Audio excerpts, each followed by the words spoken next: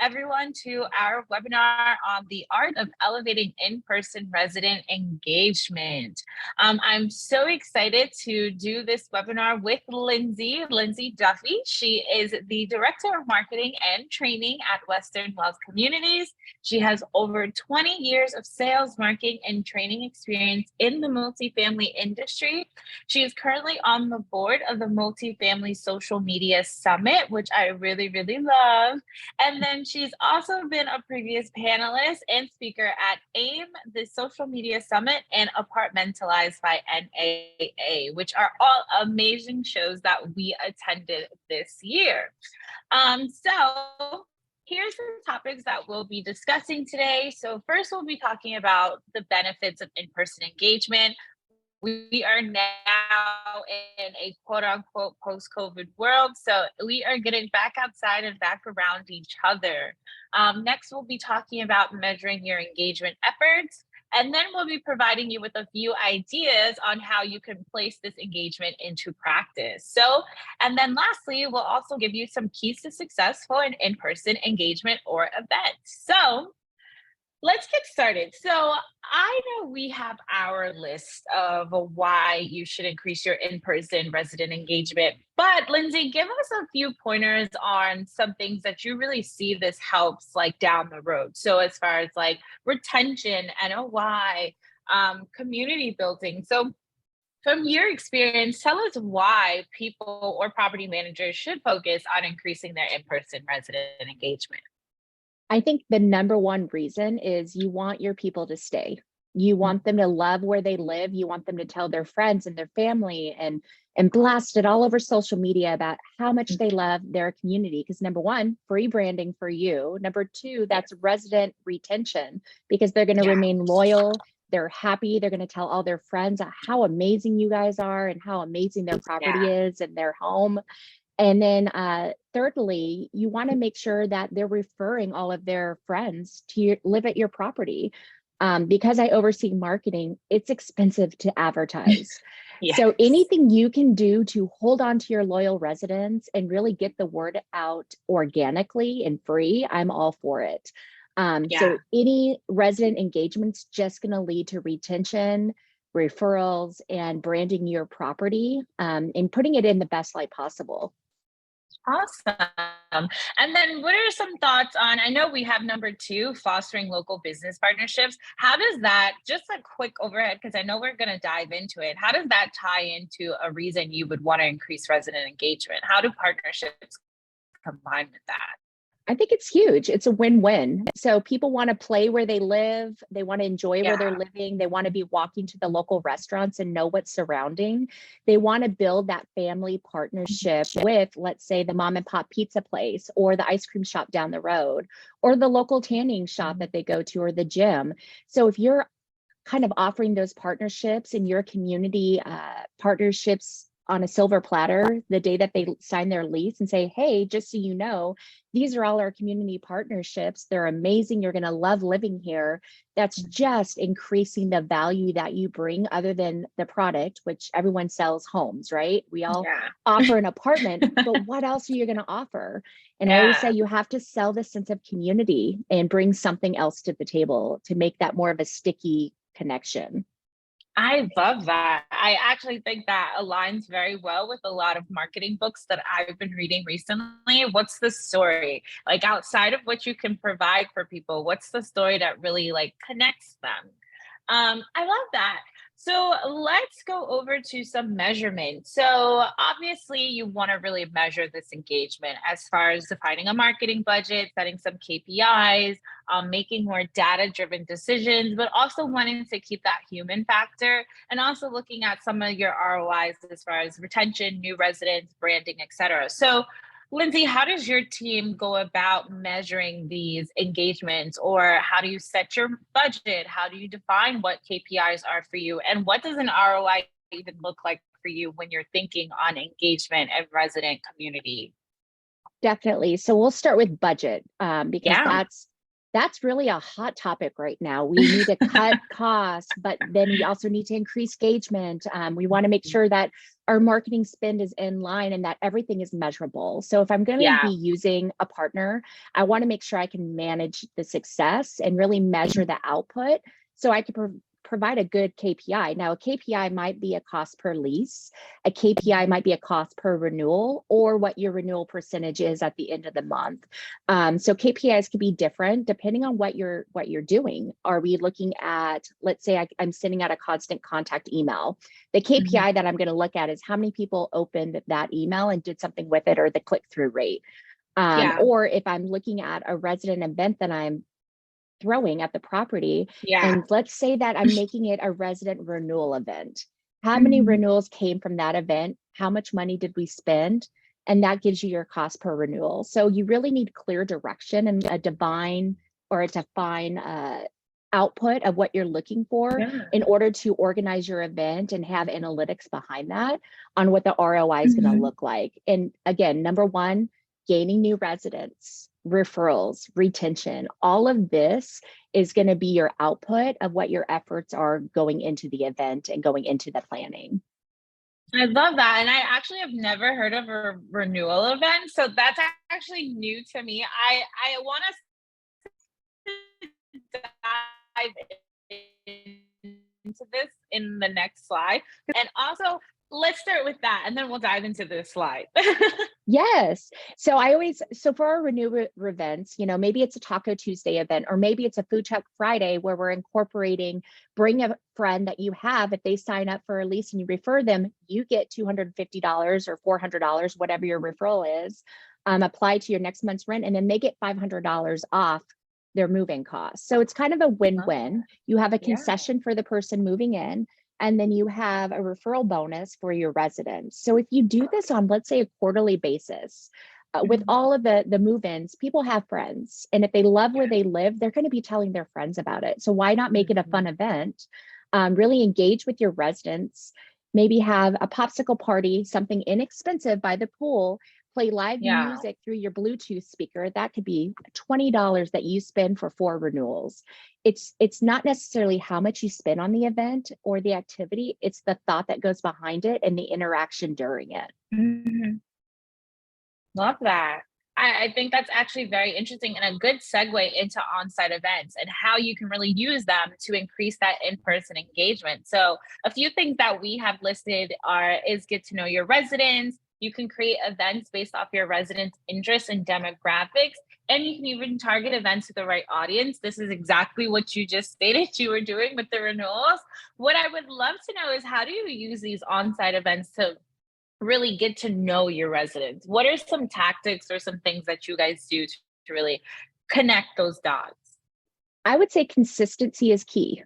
So if you're Mhm. going to hold events, hold them on a regular basis. Make sure you're Yeah. communicating on what the event is. But something that we actually do is send out surveys, because it's very hard to get to know your residents, their interests, what they're looking for. So send out a survey. What would you like to Yeah. do in February or in November? Or let's say taxes are coming up in April. Make it a mutually benefiting thing. Maybe it's a financial boot camp, or it's a tax prep, and you have a tax prep come in and assist them in their taxes. It doesn't always have to be a fun, you know, happy hour event. It could be something that has Yeah. a purpose that's benefiting them or their financial situation, or let's say a Monday mixer where they get to meet other people in the community to help further that community. So Mhm. I love kind of creating a variety of events at the property, but you really want Yeah. to make sure that it fits your demographic. So sushi making might not be a huge thing at the property because maybe a lot of people don't like sushi, but they might Yeah. like charcuterie boards. And charcuterie boards is a Mm. huge thing right now. It's the adult They Lunchable, are. right? They And you can make it a dessert charcuterie board, or just the typical meats and cheeses. You can have a lot of fun yeah. with it. I learned how to make it for Thanksgiving. I had a lot of people over and I looked up Pinterest, and I'm a Pinterest fail person. My Pinterest it looks amazing, but my output is just not there. I know that. I'm okay Yeah. with it. I try, A for effort. But it's something I learned by just watching videos. So if you Yeah. interacted with your residents and you taught them things like that or life skills like self-defense, it's something Yeah. tangible that they can take back with them. And they say, oh, my property management company actually taught me how to do this. Like, how awesome I is love that? that. I love that. And I feel like I really, as an adult in college, when I was in my junior and senior year, we lived in these like communities once you moved off campus. And I feel like they had a lot of on-site events. And I feel like as I've gotten older, a lot of the management companies that I've had, they don't do too many events. And I was like, and like hearing you say these different types of events, I'm like, these are events I would attend. I would actually tell my friends about these events if my property management company did them. So I love that. I think the useful part of these events is really engaging. And I think that is really speaking to an audience, you know? I Definitely. love Think it. outside the And then, box. Have fun yeah. with it. And then when you're doing those follow-up surveys, what are some questions you're asking? Is it mainly just like, did you enjoy it? What would you have done differently? Did you bring a friend? Would you like to have brought a friend? That sort of thing. What are some engagements that you're really asking on those surveys? So I leave a lot open-ended because if they Mhm. want to engage with us, they're going to engage. If you just do it A, B, and C, sometimes people just click through and you don't really get a lot of information. So you Mhm. have those residents that want to provide you information. They want to give you feedback on how to better your events, better your property. They're the ones that are constantly coming into the office, letting you know things that need to be fixed. Those are the ones that you should be talking to all the time because they're going to be your biggest advocates. They're going to be your brand partners throughout the community as long as you Yeah. make a good presence with them and a good partnership. So I always say use your residents as your brand partners. They already live there. And if you find the ones Yeah. that love living at your property, they're going to bring all of their friends. They're going to say how great ABC property is. So really leave it open-ended. Did you love the event? What would you have changed? Would you have liked it later or earlier? Would you have liked it on a Saturday instead of a Friday? These are things that for the people that go to the events, they're going to take the time to respond because they want more events. They want more interaction. Would you like to see virtual events still? Because although we're out of COVID, people are still busy. A lot of Yeah. people are working multiple jobs just because of the economy right now. So be mindful of your residents, their timeframes, their availability, and maybe still offer a mix so you still have interaction for those that can't attend in-person events. Yeah, and speaking, I think you speak to a good, like, kind of a divvy of demographics. Like, some people are busy, some people may not even be comfortable coming back in person just yet, even though we're technically in this post-COVID world. How do you set up those events to really target those specific audiences, or do you just do it blanketed and just say, if whoever is interested will come and then we'll work from there? I do a blanket approach. You invite Okay. everyone. If it's something that it's an Yeah. event where I want people to come and kind of get to know our community and maybe tour it, I'll open it up on social media. I'll do a like and share where maybe they're entered in for a drawing of $50 Visa gift card if they Yeah. like and share our post and get it out on their social media. Because if you think about it, the average person on Facebook or Instagram has 350 to 600 followers. If they're liking and sharing Mhm. your content, that's additional people that's getting to know your property and possibly going to come. So the more the merrier Yeah. when it comes to events, depending on what the event is. Some you might need a head count. If it's a charcuterie board class, obviously you Okay. need to have enough Yeah. supplies. So you're going to have a sign up list. And that's when you're going to kind of make it an exclusive event. You're allowed to bring up to one guest, just make it Mhm. more of a frequent, maybe an every other month event if it becomes popular. Love that. I love it. Awesome. Okay, so let's go to some event setup. So I'm not going to walk us through what we have here. I want to kind of hear from you about how this setup is before event, during the event, and after the event. We talked about the surveys. So tell me about the before and during. How are we engaging during those times? Constant communication. Your event Okay. will not be successful if you do not advertise and market it. And that's Yes. through different mediums. That's through social media, texting, emailing, printing out flyers, putting it on people's doors, putting it on the mailboxes throughout the community. You really need to attack all mediums to make sure that you're in front of all your residents and then the community as well. Maybe if you want to invite people outside of your community, go to those local partnerships, go to those local restaurants, leave flyers there. Yeah. So it really depends on the event.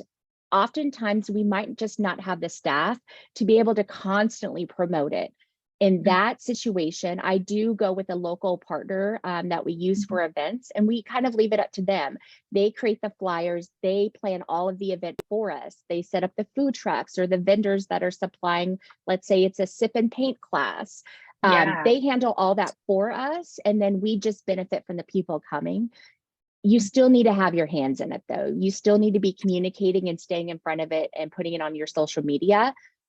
We also have a nurture company. They send constant prospect nurturing emails and text messages, but they also send communication to our residents. So that could be events that we're having. We just did a charity drive, so they were sending a lot of our communication on our behalf. It looks like it's coming from the office. And I always say anything that technology can void the gaps in that doesn't need that face-to-face interaction, especially right now, use technology, use the AI tools. It's just going to make you more of a dynamic team and allow you to focus on the residents and those people in your office and at your property. So we do utilize a variety of different partners to assist us with communication and or the event itself. But some of my teams love to party plan, and I know that they have it. They have it under control. They're going to have the props, they're going to have the music, everything, and I don't even have to get involved. So it really depends on your team and what you're planning. Awesome. Love that. So let's jump to our next idea. Well, before we do that, I guess going to metrics, I guess we can plug in a little bit of manage go here. Our concierge feature is actually really good for that pre-planning and also those post development. We have a lot of management software. We have reporting. So if you're looking to really pull those reports of how many people registered, how many people paid for this event, what was the attendance rate, what was the click rate when you shared this, our software is definitely a good tool for managing those more on-site events. So if you haven't checked it out, make sure you do that after this. But going on to our next idea of local partnerships. So I really love this idea. I feel like partnerships are really the key to success for anything. I have a famous saying that I love. You can go there alone, but you'll get there farther together. I think that's how it goes. But it's so true. You can go a lot farther when you partner with someone else. And I feel like when you're engaging residents and you're looking to build that community, I feel like local partnerships are so key because you now live in this community. You want to know the local pizza at the block. You want to know the bakery down the street, you know? One thing that my management company did that I really, really loved, and I would have never known this, was they actually gifted us cookies from the bakery that was not even a 3-minute walk from our building. And I thought that was just such a good way to bring in community and really engage the residents because, like you said, Lindsay, I shared it on social media. I did some branding for them, you know? So walk us through kind of how local partnerships can really tie into that whole community engagement strategy. I think it's huge. And as a team, your leasing, your assistant, your manager, you should be getting out in the community. You should not just be sitting in the office. Yes, walk your property, get to know your residents, but get to know your local businesses. Because again, they're going to be huge advocates of you. You're going to be giving them clients and they're going to be sending you residents, long-term residents, I hope. People that create stickiness in their community. And it's not just a place that they live, but it's a place that they go, they work in, they play in, they're invested in that community, they're less likely to want to move. Even if, let's say, an A lease up is going up down the street, if they have a bond with you and the local bakery shop on the same block, they're less likely to leave, even though it's a little bit more newer and shinier. Because number one, people don't really want to move. Sometimes people move because of the product. Oftentimes they move because of the people. So really create the stickiness with the people, and that's local partnerships. I did a lease up in Old Town Scottsdale, which is in the Phoenix, Arizona area, and it was sticks. It was very slow going up, let's just say. It was delayed. But I had to lease it up with no building. How do you do that? you create connections. Oh, You create wow. partnerships. I created at the back then I spray tanned. So I created a partnership with a mobile spray tanning company that would come in on Tuesdays for 6 hours and offer spray tanning sessions at a discounted rate for all of our residents. I also Oh, created partnerships. And again, it's thinking outside the box. It doesn't have to be cookies and pizzas.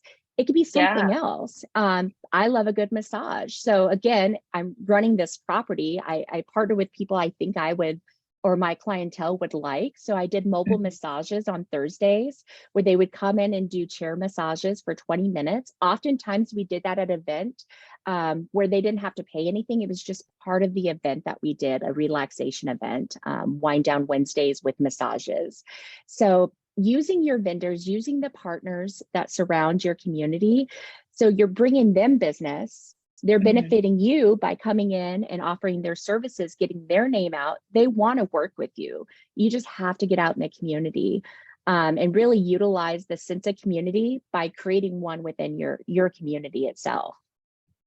I love that. I love, love, love. So let's go to, I think this ties really good as our last idea of the giving back portion. So many people wouldn't think that giving back could be a way to engage residents, but I think we're now living in a world, and especially a society, where giving back is important regardless of the industry. See that you are supporting our that resident engagement. So we just did a We Got Your Back. We do it every year, and we gave 5,200 backpacks to children of our communities and the surrounding community that are in a impoverished area, that are struggling Yeah. families. You know, a lot of single parents live at our properties, and I have 4 kids. I know how expensive it is to get them up and running and back to school, and I just Mhm. can't imagine what some of these families are going through. So it's really something I pride Western Wealth in for doing. It makes me really proud to work for a company that believes in giving back. And it's something that you can see in our residents' eyes when they come with their kids and they pick up school supplies and backpacks for their children. And you just save them the time, you just save them $100, if not more, in school supplies Yeah. and backpacks of having to shop. I think it's important to show your residents that you're not just there to collect their rent every month. You're there Mhm. to support them. You're there to assist them in creating, I want to say sense of community, but it's really a family. It's Yeah. a place that they call home. So how are you going to make their home that much special by being there for them? And it's Mhm. also being there for the children of other surrounding communities that might be struggling as well. I believe in what you put out, you get back. So I'm Yeah. huge into that. We also do rent-free Christmas, where it's a holiday Mm. drive for our properties, and we oftentimes it's our maintenance. I love our maintenance because they really get to know our residents. Yeah. Little story. I grew up on site. My dad was a maintenance. My mom was a manager. So I Love have a that. different approach to how I do business because I grew up in multifamily. Yeah. Um, but we give free rent to a struggling family of our one of our communities, every single community, so 60 properties. Wow. And then in addition, we give 8 Christmas experiences to families, which Mhm. is up to $1,000 in Mm. gifts for their family. We do a wish list for that family and all the Mhm. children, or maybe it's just a man or a woman that are struggling. And then we buy all of their things on their wish list and we gift it to them, just to thank them for choosing us to Yeah. call home. So sometimes it doesn't have to create resident retention. It will, I'm Yeah. sure. It doesn't have to create a referral. Oftentimes, it's just doing what is right and what is good, and being the property that you would want to live at as a child or growing up. Because I guarantee you, those kids see what we're doing, and they're gonna want to be that when they grow up. They want to give back. It's really a ripple Yeah. effect. So we're huge into giving back. These are just a few ideas of things that you can do. We also Mhm. partnered with Nourish Phoenix locally. We actually just donated everything. All of our properties got hygiene products and did a charity drive where they maybe it's blankets or toilet Mhm. paper. And they dropped it all off at our corporate here, and they just picked it up. And to see the turnout of what all of our teams did, it's amazing. And it's just think of how many people that's going to benefit. And it's something so little that we can do as a multifamily industry to give back to the community. It's just something everyone should be doing right now. Yeah, I mean, after hearing that, I'm like, send me a lease. I'll move into one of your buildings. We want I want to people be a to part love of this. living where they live. And I think these are just Yes. little things that you could do that make a huge impact. Yeah, I this is amazing. I can believe it because you are such a great person. So I can definitely believe that you were spearheading all of this, but it is just phenomenal. And I think you basically showed how you sold giving back to really get people engaged, because I'm engaged and I want to live at one of your properties now. Thanks, Erica. I think it all comes back. It comes back to being empathetic and passionate. It People know does. if you care, and if you're Yeah. genuine. So just be an empathetic leader, and do Yeah. everything with heart, and you'll have your resident retention and your engagement, I guarantee. I think that's the biggest message that everyone should walk away from with that. That ending sentence is the message here. Awesome. So I just want to do kind of like a key to success. Like, if you had to really put it into 3 words, we kind of did community, connection, and convenience. Now, speaking from Lindsay Duffy, what would her key to success in person engagement 3 words be? I would say communication, Hmm. people, and Hmm. connection. Love that. That's great. I love that. That's perfect. Awesome. So, here's some key takeaways that we will leave everyone with. Understanding who your residents are and what resonates with them. Also, like Lindsay said, thinking outside the box. Yes. Host targeted events, partner with local businesses, and give back, but do it genuinely and authentically. And also, lastly, but most importantly, take advantage of technology. We've never had this much tech available at our hands before. Use it to make your life easier, work smarter, not harder. Yes, definitely. And if you are looking to learn more about our concierge feature and resident portal, you can do so at managego.com. Lindsay, is there any other takeaways, anything you want to lead with, anything you just feel like you cannot finish this webinar without sharing? At the end of the day, back to the basics: customer service, get to know your residents, and get involved.